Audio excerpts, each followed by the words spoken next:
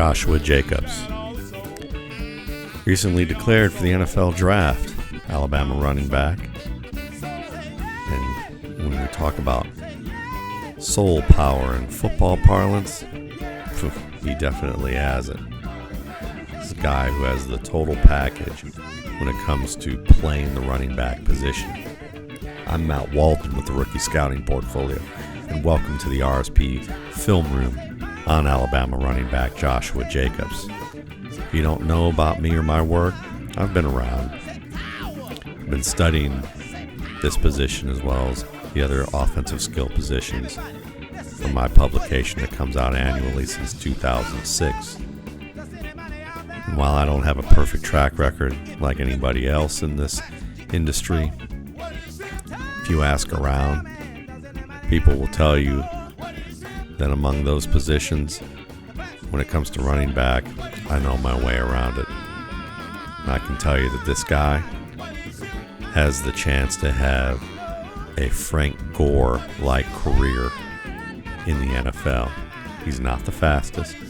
He's not the quickest. He's not Barry Sanders in agility or footwork. But he's strong. He's well balanced. He's technically sound. He understands blocking schemes. He's unselfish. He's versatile. And he has the type of skill set that even as his athletic ability begins to slowly diminish, his game will still stand out. Let's have a little fun here. What do you say?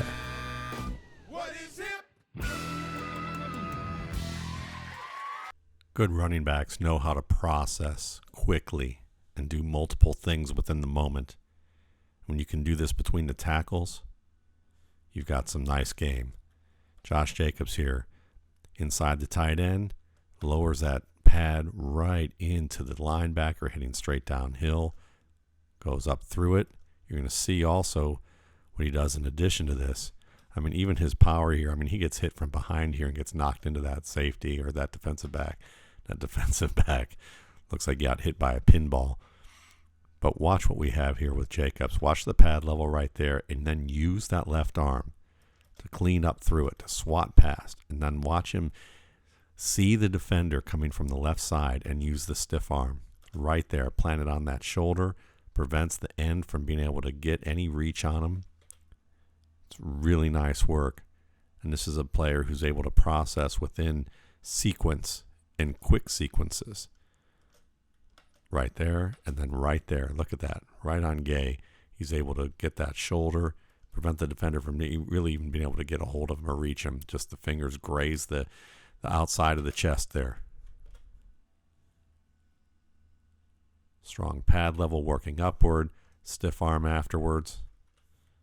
It's exactly what you want to see. Speed and acceleration are difficult things to judge when it comes to running back play, really any position on the field, unless it's glaringly obvious in certain cases. But sometimes people think what is obvious turns out not to be the case. Well, here, Josh Jacobs, we're going to watch him here take this run and take the short corner. And what I mean by the short corner is that it's the narrow side of the field. This is the long corner here. This is the open side of the field. They're playing at the left hash. There's not as much room here. So the pursuit should have a better chance of being able to catch up pretty quickly. And you can see number 6 here, who's working to the outside. And there's about 5 yards separating them. And you can see that Jacobs here, in this case, is able to beat 6 down the line. Now this is a good indication when you have a short corner that Josh Jacobs has good acceleration, because you're talking about a 5-10 yard window here.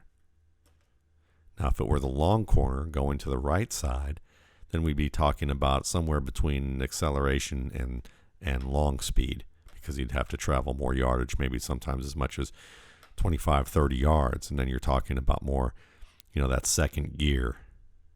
But here, this is about really just short area acceleration, and he has it to beat number 6, this outside linebacker, right up the seam. And then I love the finish. Number 41 is the safety. You're going to see him right here. He's going to get past Irv Smith Jr., a good prospect in his own right. And watch this loading up of Josh Jacobs. Look at that lean. Look at the front shoulder. He's using that inside shoulder. He's just loading that thing up as a weapon. Just knocking that defender to the ground and using the hand, the free hand, to be able to kind of push through that contact. That earns him a near first down on the play. Takes the short corner, good acceleration, strong finish. That's what you like to see from a feature back. This is as good of a red zone run you're going to see. I mean, it's only a few yards, it's really only 2 yards. But it's a fantastic run because of the footwork, the hip mobility, and the quickness, and the ability to do this in succession. First of all, he reads the double team. He sees the defender's head right here. That's leverage. He sees the defender here working from the outside in. That's leverage. He bounces that outside. You can see here the turn of the knee or the hips. You can see the toe pointed that way. As he took the exchange, he stepped so that toe was pointed to the sideline. That turns his hips out very suddenly. But now you've got this outside contain. And watch what he does here. Second step, drops that weight, extends that leg. Good flexibility and mobility to drop his weight and get that leg out that far and plant on it. Second step, see that? Toes pointed downhill. He's got 2 defenders he's trying to get across. You can see that he has his hips downhill or pointed close to that. His torso is still pointed at the defender so that he can get skinny. Instead of squaring through and bouncing off, he's trying to avoid the defender's contact altogether. And he manages to do that because he can independently operate his feet, hips, and upper torso. That plant, downhill, almost downhill, stays sideways, and is able to turn that way to get towards the end zone. I mean, this is just a beautiful run. To change direction in succession like that, really 3 times. First right there, and then right here, and then right here again. To move the hips that dramatically.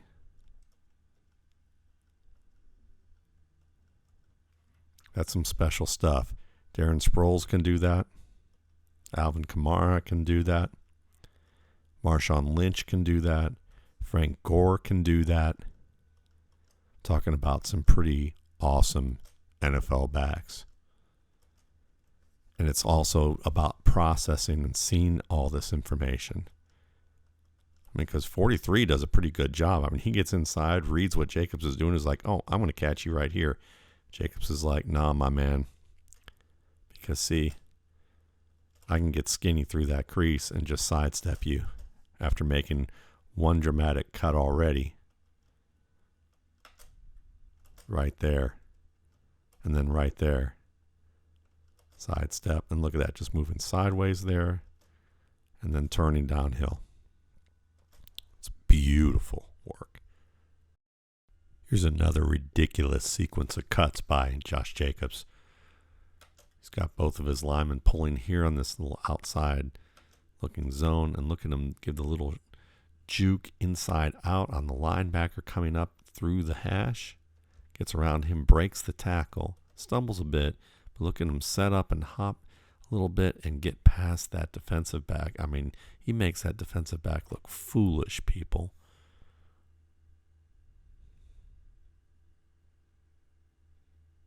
Let's look at it from another angle. You're going to get to see it from kind of a 45-degree angle here. See that little fake inside out with the shoulder dip? Run through that reach to his ankle, but watch the little hip there. I mean, there's a little bit of a hop with the outside foot. Watch this outside foot right there. See how he hops twice on that outside foot to keep the rhythm in a position where he can make that hard cut downhill and make 12 just basically width on this angle. It's that outside foot. 1, 2. One more time. Look at it one more time.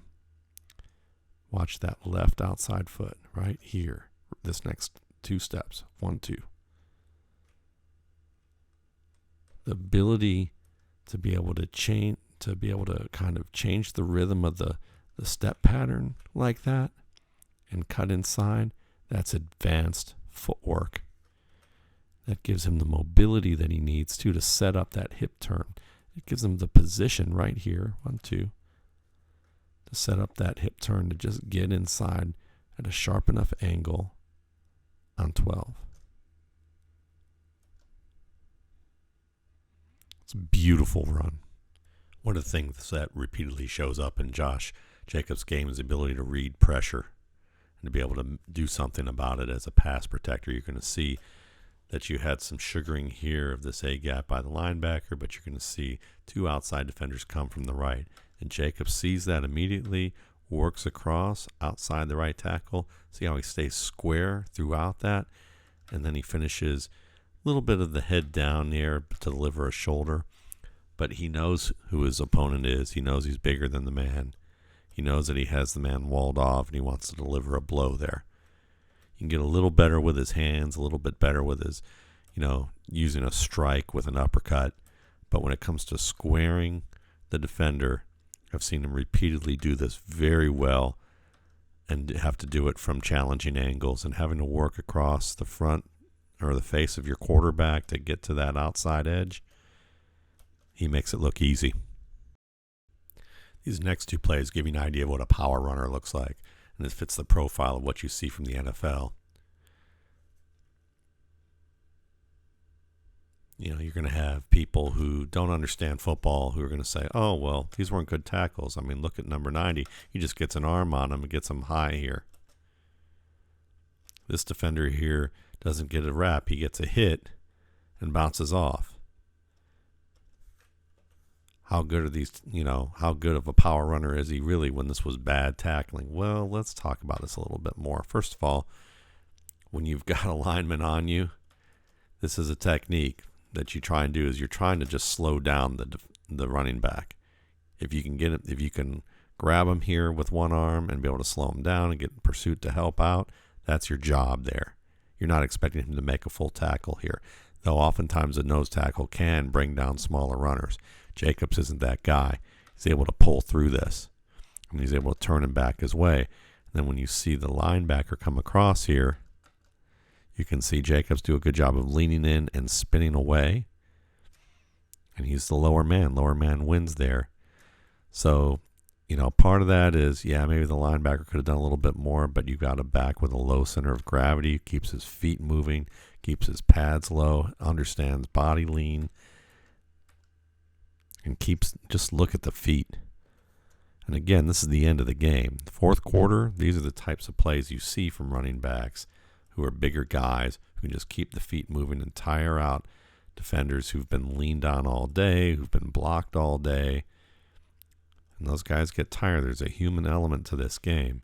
And when people say that running backs get stronger as the game goes along, there's something to that. There's something to the fact of the actions that these defenders have to handle, play in and play out. It wears them down a bit.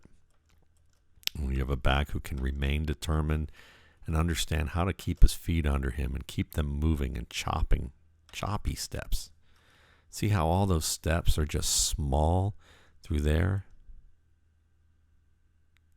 Those choppy steps help him maintain that balance, keep his pads over his feet.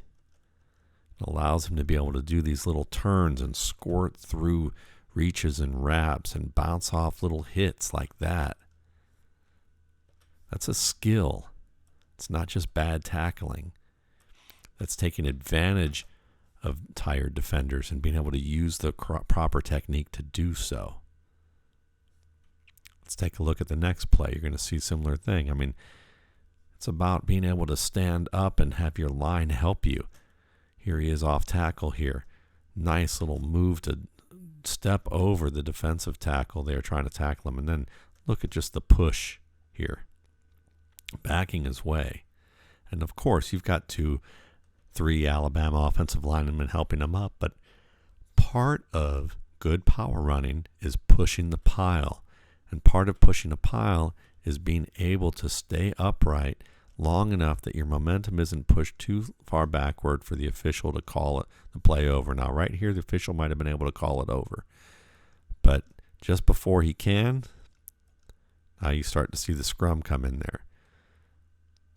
And there are plays where they would call this over, and there are plays where, just a split second earlier, Jacobs is going to continue to get a push, and the linemen are going to help out here.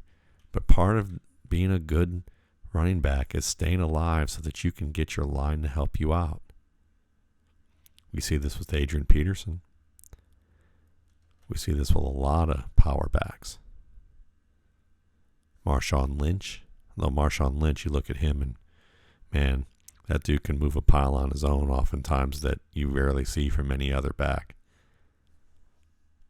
But still, fourth quarter, this is the kind of back you want.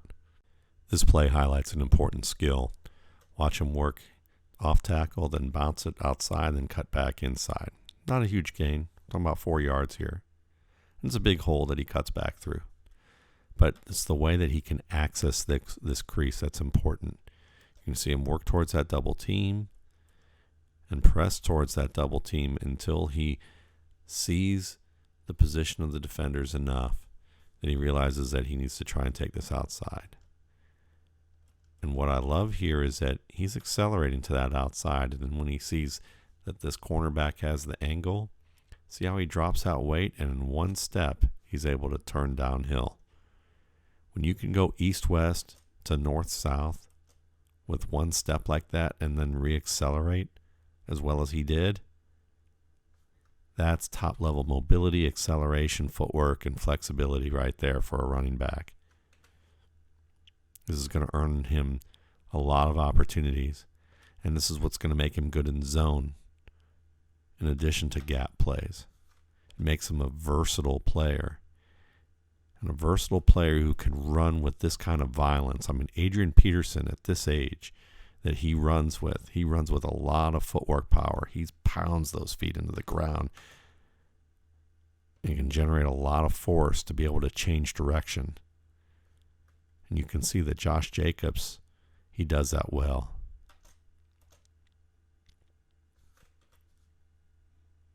So while we may talk about he may not have great speed, I don't know. It's one area of his game that I still have to evaluate a little bit more. But even if he doesn't have great top-end speed, the quickness, the understanding of blocking schemes, the change of direction, it's all near elite, if not elite. Now, he's not the fastest back. You're going to see him here be able to get this short corner with the safety coming up, and the safety's going to eventually run him down. But he does a good job of being able to get the corner on the safety, get the first down, and stretch it out all the way to almost the 2-yard line. Good timing on this gap play as well. Starts a little bit slower, then hits that hole quickly, gets outside. The thing about Josh Jacobs, the reason I say this is a guy that can maybe play 10, 12, maybe even 15 years in the league if he can stay healthy, is because his game isn't predicated on, elite level speed and quickness. He certainly has enough to be a starter in the NFL, and that means it's very good. But he reads plays well. He understands how to run gap plays, what that level of patience is required to do, to be able to hit that, to wait for that gap to open and then hit it decisively. But he's also a good zone runner. He's someone that can be patient and change his pacing. He can change his footwork stride. We've seen his change of direction, and it's the kind of flexibility and mobility and footwork patterns that he can do that are very advanced. And that's what reminds me of Frank Gore on this level. And when you look at the body type, they're very similar too. Kind of short, squat guys with big thighs, well-developed trunk to be able to explode in a short area, but also the ability to be mobile and change the direction with those hips and find angles to win after contact or through contact. So he's one of those guys that we may be talking about if he stays healthy, 10 years from now, and you're going to hear fantasy players be sick of Josh Jacobs, and why can't they let the young gun who's come into the league be the starter? Because this is the type of guy that when he says he's going to get 3 yards, when he says he's going to get 5 yards, when he says he can get 7 yards, he's likely going to do it. None of this makes Josh Jacobs the best back I've ever seen. He's not remotely the best back I've ever seen. But he's an excellent NFL running back prospect. And he's someone that you definitely need to pay attention to. He might be the best running back prospect in this class. You can see he can block. He's unselfish. He can catch.